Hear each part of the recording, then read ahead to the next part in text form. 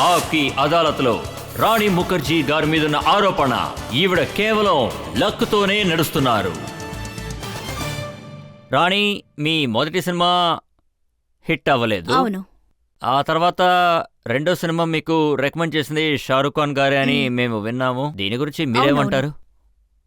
అది నిజమే. నాకు తెలిసి ఆయన రాజాకి ఆయహి సినిమాలో ఒక సీన్ చూశారు. అందులో నేనిచ్చిన ఎక్స్ప్రెషన్ ఆయనకి చాలా నచ్చిందనుకుంటాను. అదేం పాటంటే, రాజాకి ఆయి హై బారాత్ మేరే ఆంగన్ మే. ఆ పాటతో నాకు చాలా పాపులారిటీ వచ్చింది. ఎందుకంటే నేను ఆ పాట పాడినప్పుడు షారుఖ్కి ఆ పాట చాలా నచ్చింది. తర్వాత నాకు తెలిసి కరణ్కి ఆ టైంలో ఆ సినిమా కోసం ఒక 8 హీరోయిన్స్ని ఆ సినిమా కోసం వాళ్ళు రిజెక్ట్ చేశారు. సో ఆయన దగ్గర వేరే చాయిసే లేదు. So I was the last choice. 8 మంది హీరోయిన్స్ ఎందుకు రిజెక్ట్ చేశారంటే వాళ్ళు షారూఖ్ కాజల్ మధ్యలో మధ్య పిల్లిగా ఉండకూడదని. కరణ్ నేను పిల్లిగా ఉండాలనే అనుకున్నారు. నేను ఆయన అడిగాను, మీరెందుకు నన్ను పిల్లిని చేస్తున్నారు అని. ఆయనేమన్నారంటే, మీరు ఖచ్చితంగా పిల్లిగా ఉండొచ్చు, నేను మేనేజ్ చేసుకుంటానని. సో నా డెత్ సీన్ నే ఫస్ట్ సీన్ గా పెట్టేశారు. సో ఆడియన్స్ కి నేను సినిమాలో లేను అని చెప్పడం కోసం. తర్వాత ఎండ్లో షారుఖ్ అండ్ కాజోల్ జంటైపోతారు. సో కరణ్ కి సంబంధించి ఇదొక master stroke. So first scene లోనే చెప్పేశారు ఈ సినిమాలో తనొక పిల్లి అని. కానీ యాక్చువల్ గా తను పిల్లి కాదు. కానీ వాళ్ళు ఆ రోల్ కోసం 8 మందిని రిజెక్ట్ చేశారు. థ్యాంక్ గాడ్ వాళ్ళు నన్ను రిజెక్ట్ చేశారు. వాళ్ళకి నేను థ్యాంక్స్ చెప్పుకుంటున్నాను. మీరు పూజా భట్ గారికి కూడా థ్యాంక్స్ చెప్పాలి. ఎందుకంటే గులాం రోల్ ఆవిడ రిజెక్ట్ చేశారు. రుణపడున్నాను. ఏ హీరోయిన్స్ అందరూ ఆ సినిమాలో నటించలేదో తర్వాత నేనా సినిమాలో యాక్ట్ చేసినందుకు థ్యాంక్స్ చెప్పుకుంటున్నాను. నేనెప్పుడూ ఒకటి చెప్తుంటాను. అంటే ఒక్కొక్క బియ్యం గింజ మీద వాళ్ళ పేరు రాసుంటుంది కదా, ఒక్కొక్క రోల్లోనూ వాళ్ళ పేర్లు రాసుంటాయి, యాక్టర్ పేర్లు. ఏ రోల్ నాకు దొరకాలో అది నాకు ఖచ్చితంగా దొరుకుతుంది. ఏది నేను చెయ్యాలో అది నేను ఖచ్చితంగా చేస్తాను.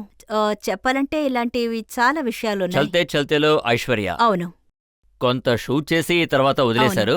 ఆ రోల్ మీకొచ్చింది. ఆ సినిమాను చూసారంటే అది చాలా డిఫరెంట్ అయిన సినిమా.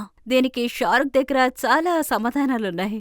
ఎందుకు దేనివల్ల ఇలా జరిగింది అంటే, మేము అందరం యాక్టర్స్. మా దగ్గరికి ఏమైనా సినిమాలు వస్తాయి. అదేంటో కొంచెం చెప్తారా? జవాబు చెప్పవలసిన అవసరం లేదనుకుంటాను. షారుఖ్ నాకు చాలా క్లోజ్ ఫ్రెండ్.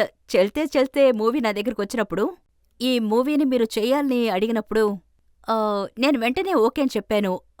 షారుఖ్ ఎలాంటి కోస్టార్ అంటే, ఎర్లీ కెరియర్లో నేను ఆయనతో వర్క్ చేశాను. ఆయన దగ్గర చాలా నేర్చుకున్నాను. ఆయన నా క్లోజ్ ఫ్రెండ్. ఆబ్వియస్లీ ఆయన ప్రొడ్యూస్ చేసేటప్పుడు ఆ సినిమాతో నా దగ్గరకు వచ్చినప్పుడు ఖచ్చితంగా నేను నో అని చెప్పలేను. ఆయనతో పాటే కభీ అల్విదా నా కెహనా, ఆ సినిమాలో కాజల్ గారు రిజెక్ట్ చేశారు కాబట్టి మీకొచ్చింది. ఇది కరణ్కి కాజల్కి వాళ్ళిద్దరి మధ్యన జరిగిన విషయం. ఎవరికి రోల్ వెళ్తుంది, సినిమాలో ఏవైనా జరగచ్చు. నేను కూడా చాలా రోల్స్ని రిజెక్ట్ చేశాను. అవి వేరే యాక్ట్రెస్ దగ్గరికి వెళ్తుంది. ఇది ఫిలిం ఇండస్ట్రీలో చాలా నార్మల్ అయిన విషయం. నేను షారూఖ్ ఖాన్ గారి ఇంటర్వ్యూ ఒకటి చదివాను. అందులో ఆయన మీ గురించి ఏమన్నారంటే, మిమ్మల్ని ఆయన బాగా మెచ్చుకున్నారు. అర్ధరాత్రి రాణికి ఫోన్ చేసి, రాణి నువ్వు ఈ రోల్ చేయాలి అంటే ఆవిడ ఖచ్చితంగా చేస్తానని చెప్పారు. అది నిజమే. అమీర్ ఇంకా షారుఖ్ కోసం నేను బ్యాక్గ్రౌండ్లో జూనియర్గా ఉండడానికి కూడా సిద్ధమే.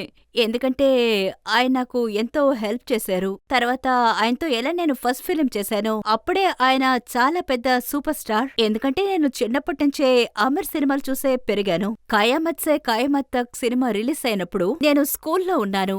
ఆయన్ని చూసే నేను పెరిగాను.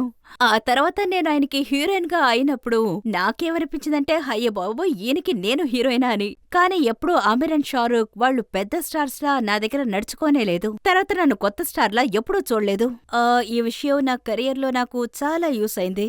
నాకేమనిపించిందంటే, అంత పెద్ద స్టార్స్ వాళ్ళ పనిలో అంతా శ్రద్ధగా ఉన్నారు, చాలా సిన్సియర్ గా ఉన్నారు. ఈ విధంగానే మనం కూడా ఉండాలి.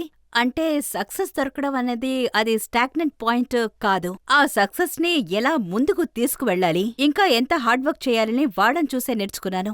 సో నేను I have been inspired by them. Veer Zaara నటించిన తర్వాత మిమ్మల్ని అందరూ బాగా మెచ్చుకున్నారు. అవును. అలాగే నేను ఇంకొక విషయం కూడా విన్నాను, ప్రెసిడెంట్ ముషర్రఫ్ గారు మిమ్మల్ని ఆ రోల్లో చూసి బాగా మెచ్చుకున్నారట. దాని గురించి చెప్పండి. అప్పుడు వాళ్ళు నన్ను లంచ్కి పిలిచారు, డిన్నర్కి పిలిచారు. నేను ఆ సమయంలో చాలా సంతోషించాను. ఎందుకంటే వీర్ జరా ఆ టైంలో చాలా మంచి ఫిలిం, మంచి మెసేజ్ ఇచ్చింది. ఆ సినిమాలో ఆ టైంలో ఉన్న ఆహ్, పాకిస్తాన్ ఆయన ప్రెసిడెంట్ ప్రెసిడెంట్‌గా ఉండేవారు. ఆయన వైఫ్ ఎవరు క్యాబినెట్‌లో ఉన్నారో ఆ పాకిస్తాన్ నుంచి వచ్చిన వాళ్ళు వీర్ జరాని చాలా అభినందించారు. తర్వాత ఇలాంటి మూవీస్‌ని ఇంకా చాలా తీయాలని చెప్పారు. ఇలాంటి మూవీస్‌కి ఆయన చాలా పెద్ద ఫ్యాన్. ఆయన వైఫ్‌కి కూడా ఇది నచ్చిందని చెప్పారు. వినడానికి హ్యాపీ అనిపించింది. ఆయన వైఫ్ మీ చేతులు పట్టుకుని చాలా సేపు వదలలేదట? But she is gorgeous looking lady. చాలా అందంగా ఉంటారు. ఆ రోజు సాయంత్రమే మీరు ఆవిడని రాష్ట్రపతి భవన్‌లో కలిశారటగా? అవును. ప్రెసిడెంట్ అబ్దుల్ కలాం గారు మిమ్మల్ని పిలిచారు. కలాం సార్ చాలా స్వీట్ అయిన మనిషి. ఆయన నా జీవితంలో చాలా ముఖ్యమైన మెమరీ. ఆయన్ని నేను మర్చిపోలేను. ఆయనలాంటి ఒక మనిషిని మీట్ అవ్వడం, ఆయన చాలా down to earth. Abdul Kalam sir నా బ్లాక్ మూవీ గురించి మాట్లాడేటప్పుడు ముషరఫ్ సార్తో ఏమన్నారంటే ఈ మూవీని డెఫినెట్‌గా చూడమన్నారు. అప్పుడు నాకు చాలా సంతోషంగా అనిపించింది. బ్లాక్ సినిమాలో మీ పెర్ఫార్మన్స్ నిజంగానే చాలా బావుంది. అవును. ఆ సినిమా చూసి దిలీప్ కుమార్ గారు మిమ్మల్ని మెచ్చుకుంటూ ఒక కాంప్లిమెంటరీ లెటర్ కూడా రాశారట? అవును. దిలీప్ కుమార్ అంకుల్, తర్వాత డాడీ ఆ కాలం నుంచే చాలా క్లోజ్ ఫ్రెండ్స్‌గా ఉండేవారు. డాడీ ఆయనతో ఒక సినిమా కూడా చేశారు, లీడర్. ఆయన మూవీకి డైరెక్టర్. ఒక పాత సంబంధం వాళ్ళ మధ్యన ఎప్పుడూ ఉంది. నేను ఫిలిం ఇండస్ట్రీలోకి ఎప్పుడు అడుగుపెట్టానో అప్పుడు Saira aunty and Dilip uncle నన్ను చాలా ఎంకరేజ్ చేశారు. ఇద్దరూ కలిసి నన్ను ఎంకరేజ్ చేశారు.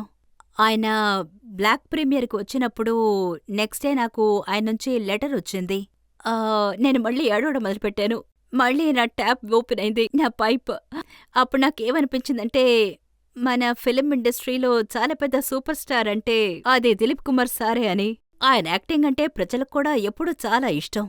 ఆయన నన్ను అభినందించినప్పుడు నాకేమనిపించింది అంటే ఈ ప్రయాణం అంటే నా కెరియర్‌లో అంటే ఫస్ట్ స్టెప్ తీసిపెట్టినట్టుగా అనిపించింది. ఏదో ఒకటి సాధించాననుకున్నాను. దిలీప్ గారు ఒక ఇన్‌స్టిట్యూషన్, అవును. ఒక గ్రేట్ అవును. యాక్టర్, ఎంతో పెద్ద అవును. మంచి పెర్ఫార్మర్. ఆయన మిమ్మల్ని మెచ్చుకున్నారంటే అది ఖచ్చితంగా పెద్ద సర్టిఫికేటే అవును. అవుతుంది. అమితాబ్ బచ్చన్ గారు కూడా మీతో ఈ సినిమాలో వర్క్ చేశారు. ఆ!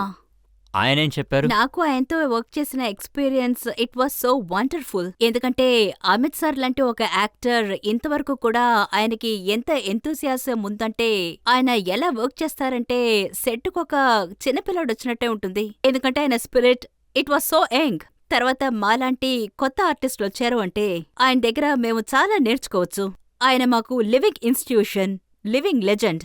తర్వాత నేను చేసుకున్న పెద్ద భాగ్యం ఏంటంటే ఆయనతో ఒకే ఫ్రేమ్‌లో కలిసి పనిచేసే అవకాశం దొరికింది.